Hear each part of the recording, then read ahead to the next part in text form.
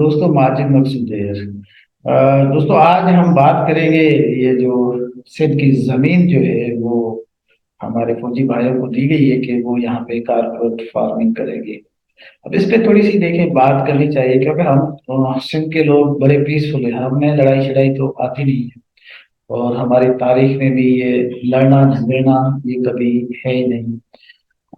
तो मैं सिर्फ ये बात करना चाहता हूँ, देखें बीइंग एग्रीकल्चर इंजीनियर जो हमारे कंसर्न है उसको नहीं सुना जा रहा। और ये एक तो निगरान हुकूमत है जो केयर टेकर गवर्नमेंट है, उसको ये राइट नहीं था कि वो इस तरह इतनी जमीन जो है वो हजारों एकड़ जो है वो फिल्म को या फौज को दे दे। दूसरी बात ये इससे ये भी एक मैनिफेस्टेशन नजर आती है या एक रिफ्लेक्शन नजर आता है कि यहाँ इस मुल्क में कोई कानून नहीं है। मतलब है कि कानून नहीं है तो इसका मतलब ये हुआ कि ये कोई भी जबरदस्ती कोई कब्जा किया गया। कानून होता तो थोड़ा प्रॉपर चैनल इस काम को किया जाता, लेकिन ऐसा नहीं हुआ। ये भी एक मैसेज सिंध के लोगों के पास गया है। एक तो ये एस्पेक्ट। दूसरा ये है कि देखें पाकिस्तान पीपल्स पार्टी जो है वो सिंध की कोई मेजॉरिटी पार्टी नहीं है, कोई पूरी रिप्रेजेंट टू सिंध नहीं है। ये यकीनन पीपल्स पार्टी में जो इलेक्शन जीत जाती है। लेकिन अगर आप देखेंगे जो एनटीपीपी वोट है वो पीपल्स पार्टी से कहीं ज्यादा है। तो वहां पे बहुत सारे रिजाइनमेंट है। अगर पीपल्स पार्टी ने कहीं समहा कहीं एग्री भी किया है तो ये सिंध की नुमाइंदगी नहीं है। और इसको नहीं समझा जाए कि ये सिंध के लोग इस तरह चाह रहे हैं। अब थोड़े से मैं टेक्निकल इश्यूज पे बात करना चाहूंगा। वो ये देखें, सिंध का कोई 26% हमारा कमांड एरिया है जहाँ पे इरिगेशन होती है।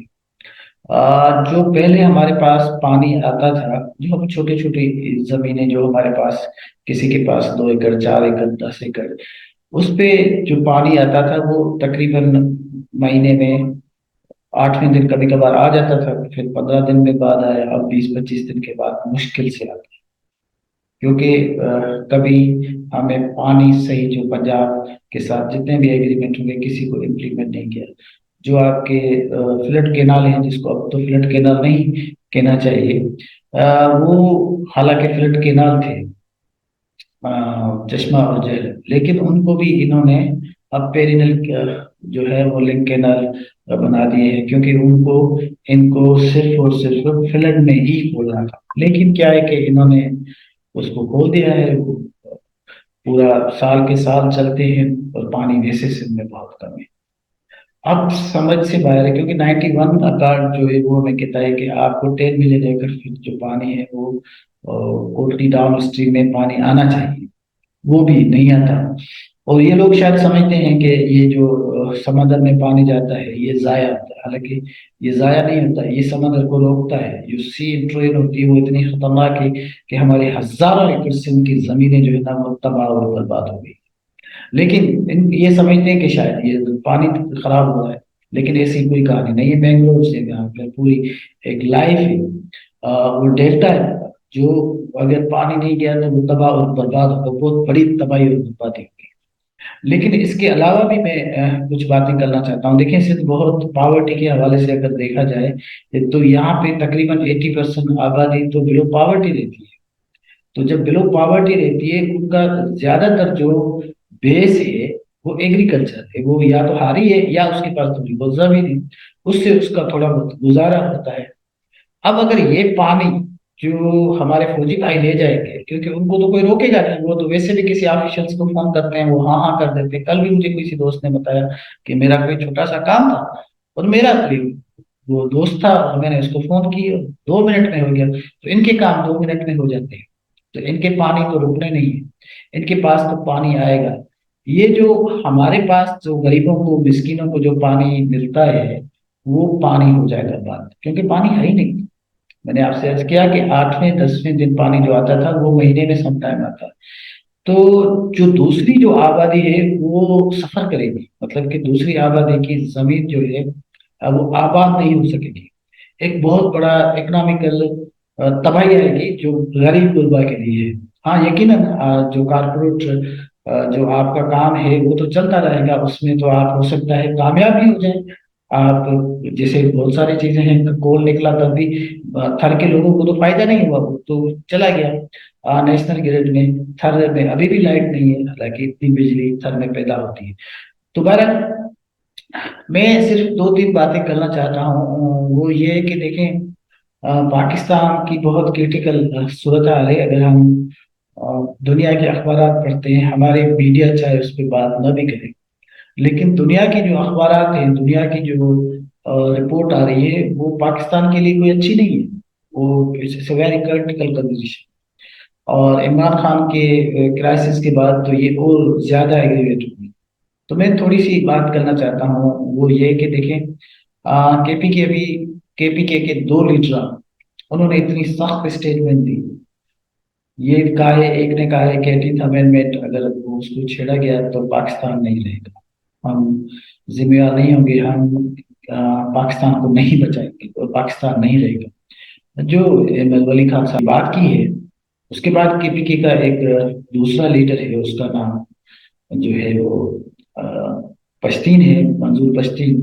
अब वो मैं उससे इत्तेफाक नहीं करता, ना मैं उसका कोई फॉलो, लेकिन वो जब उसने कहा है कि अब हमारे पास कोई भी तरीका नहीं है सवाए मज़ामत का, तो बहरहाल वो उसने उसकी एक बहुत बड़ी स्ट्रगल है, उसके पीछे पंजाब के लोग भी बातें कर रहे हैं।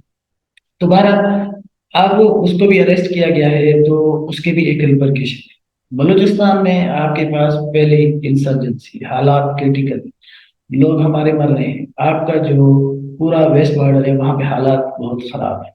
वहाँ आपका बॉर्डर गर्म होता रहता है और ये अफगानी डेली आके लोग मारते हैं। पाकिस्तान में पावर्टी दिन ब दिन बढ़ रही है। आप ऐसी सूरत हाल में अब एक सूबा जहाँ पे पीपल्स पार्टी को थोड़ा मार्जिन देकर वहां पर ये तासुर दिया जाता है कि ये सिंध की हुकूमत है, सिंधी लोगों की हुकूमत है, हालांकि ऐसा तो नहीं है। फिर बहरहाल यहाँ पे जो फैसले होते हैं वो तो वहीं से होते हैं जहाँ से होते हैं, लेकिन ये एक उसको डाइल्यूट कर देता है एक परसेप्शन को कि भाई यहाँ पे सिंध की। लेकिन अब अगर सिंध में कुछ इस तरह के हालात पैदा होते हैं जो हम नहीं चाहते, लेकिन ये लोग इस पे कोई सबक सीखना नहीं चाहते, ये अफसोस की बात है। और इसके मैं तो ये कहूंगा कि इससे अगर मुल्क के हालात अगर खराब हो गए तो ये जिम्मेवार होंगे, क्योंकि ये जिस तरह के हालात हम पैदा कर रहे हैं, क्योंकि पावर्टी ज्यादा है, अब लोगों के पास बहुत ज्यादा एक बात करने के लिए चीजें आ गई हैं, वो बात करेंगे और लोग आर्मी के खिलाफ बात करना शुरू कर देंगे। तो एक एक मुल्क में एक ऐसी इनसिक्योरिटी वाली हालात पैदा हो गए तो क्या होगा।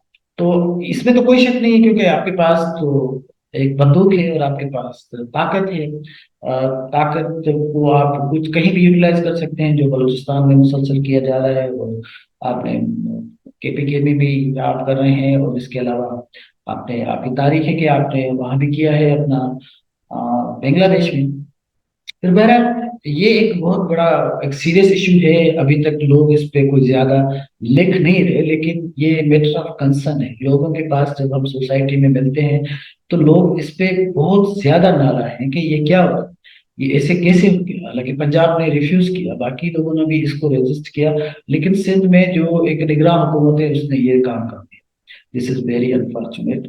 और अगर इस तरह काम इस मुल्क में चला, क्योंकि ये तो अभी ये हुकूमतें 3-4 साल के बाद कोई और हुकूमत आ जाएगी, लेकिन इसके रिपरकेशन होंगे बड़े खतरनाक, क्योंकि सिंध के लोग खुश नहीं है इससे। और इसका जो असर है वो बड़ा लंबा होगा, क्योंकि पंजाब में इसका फर्क नहीं पड़ता, क्योंकि पंजाब में तो बस ऐसे ही है ना कि एक क्लास का फर्क है। आप सिविलियन से जमीनें छीन कर आपके फौजी भाइयों को दे देते हैं, लेकिन वो भी आपके लोग हैं, क्योंकि 80% जो फौज है वो तो पंजाब की है। लेकिन यहाँ पे ऐसा सिलसिला नहीं है, यहाँ पर तो हमारे पास जो जमीनें गई हैं वो पंजाब के लोगों के पास चली गई, वो सिंध के लोगों के पास नहीं, उनकी अपनी आइडेंटिटी है। तो ये एक बहुत बड़ा एक क्राइसिस होगा, और इस क्राइसिस को देखना चाहिए इनको। मुझे नहीं लगता, क्योंकि जिस तरह की सूरत हाल है इस मुल्क में, जिस तरह मीडिया झूठ पे झूठ बोले जा रहा है और एक नैरेटिव क्रिएट किया जा रहा है, इससे कोई फर्क नहीं पड़ता। लेकिन मैं अपना कंसर्न है वो देना चाह रहा हूँ कि ये मुल्क के लिए अच्छा नहीं है। اور کل کو اگر حالات خراب ہو گئے تو ہمارا کم از کم یہ میسج ہونا چاہیے کہ کچھ لوگ آپ کو روک رہے تھے، آپ ایسا نہ کریں۔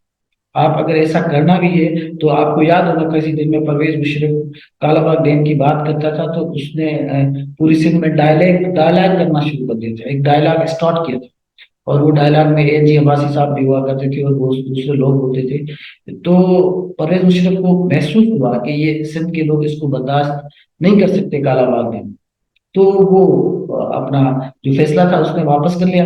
تو اسی طرح اگر اس طرح کا کوئی فیصلہ کرنا بھی ہے تو پہلے کم از کم سندھ کے لوگوں کے ساتھ رجوع تو کریں، رجوع کرنے کے لیے بھی تیار نہیں ہے، ان کے ساتھ ڈائلاگ کرنے کے لیے تیار نہیں ہے، ان سے پوچھنے کے لیے تیار نہیں ہے۔ بس جو فیصلے ہوتے ہیں وہ اس طرح کیے جاتے ہیں جیسے بس آپ کو یہ فیصلہ کرنا ہے ایک ڈکٹیٹر کی طرح۔